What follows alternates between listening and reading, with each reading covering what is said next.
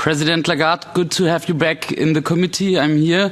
I think we are all concerned about the current economic situation with record high energy and food prices. They are making the life for a lot of people terrible. But I think we should be very clear that rate hikes will not bring down the energy prices. Rate hikes will not bring down food prices. Rate hikes will not bring down monopolies, which allows enormous profits for big corporations. And rate hikes will not convince Putin about ending this war. The tools you as a central bank have, President Lagarde, to fight this crisis on a short-term level are quite limited. And this is why we are a bit puzzled that you are targeting short-term fluctuations of inflation instead of looking at medium-term inflation to guide its policy actions.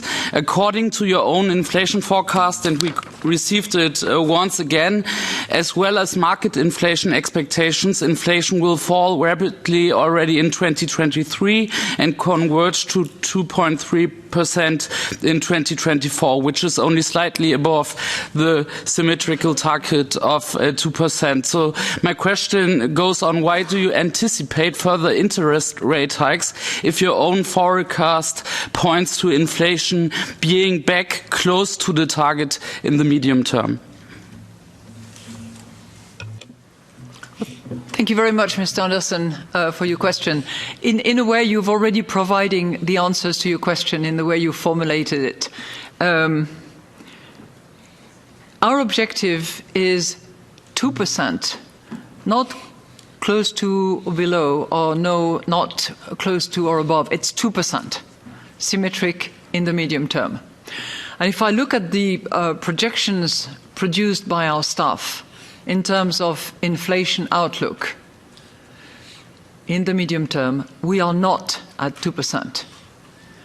If I look at the baseline scenario, some of the hypotheses of which are already overridden by the turn of events, and I'm here referring to the complete shutdown of gas from Nord Stream 1.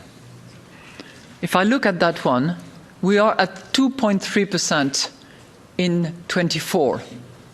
Now, you could argue that this is not exactly the medium term, but this is the last year of our projections, and we have to take that year into account, certainly. Well, it's not 2%.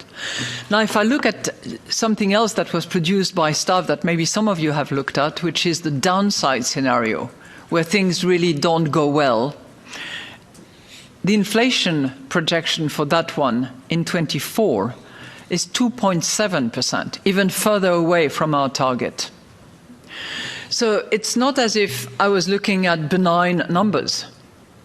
There are numbers that are both in the baseline, slightly overridden by events, and certainly in the downside scenario, way above our 2% target.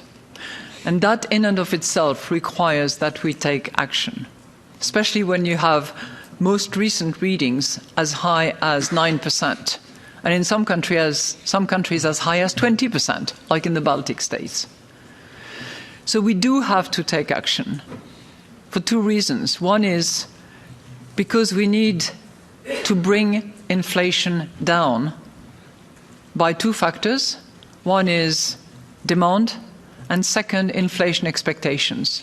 And it's by acting on these two accounts that we hope to bring inflation down in the medium term. Where you are right, Mr. Andresen, is in relation to what I can do about Mr. Putin's unjustified and horrible actions. I cannot stop that. I wish I could, but I can't. Where you are right is that I cannot bring the price of gas down. I wish I could, but I can't. Maybe a good reform in the electricity price setting would help more. This is not for me to do. I wish I could. Thank you.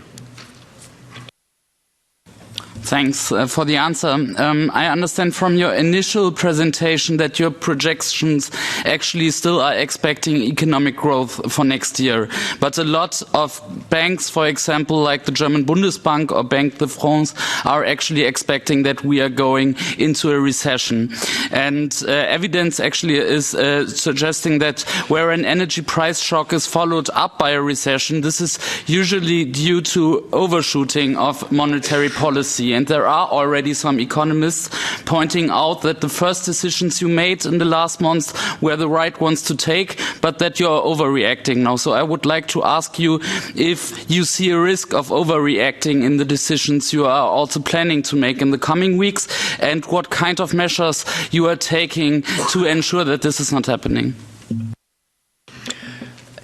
2 points briefly. On the first one, we are projecting positive growth next year in the baseline scenario, of which I have just said that some elements have been overridden by events. Just to give you an example, 20% supply of gas through Nord Stream 1 has now been shut off. It was when we, there's a point in time when we say, okay, we stop, we measure, and staff provides us with projections. Prior to that cut-off date, there was no reason to believe that it would go down. It has gone down since. Because of the uncertainty that we are living through, staff has also produced the downside scenario. And in the downside scenario, some of the hypotheticals of which have become reality, we have recession.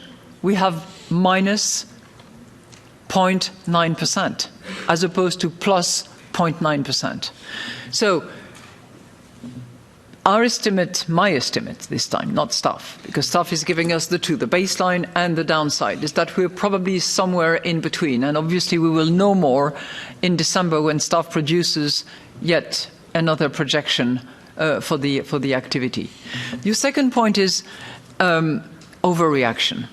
Look, what we decided to do over the last 2 monetary policy meetings that we had of the Governing Council was to increase by a total of 125 basis points. 50 first, 75 at the next meeting. We decided deliberately to front-load our monetary policy response. And we also indicated that there would be more interest rate hikes in the next several meetings. Because what we want to do is to arrive at the point where monetary policy is neither stimulating nor tightening, that economists call the neutral rate. We are not there. When we get there, we have to determine whether we reach our target of 2% in the medium term. And if we don't, then we might have to take further measures. Thank you.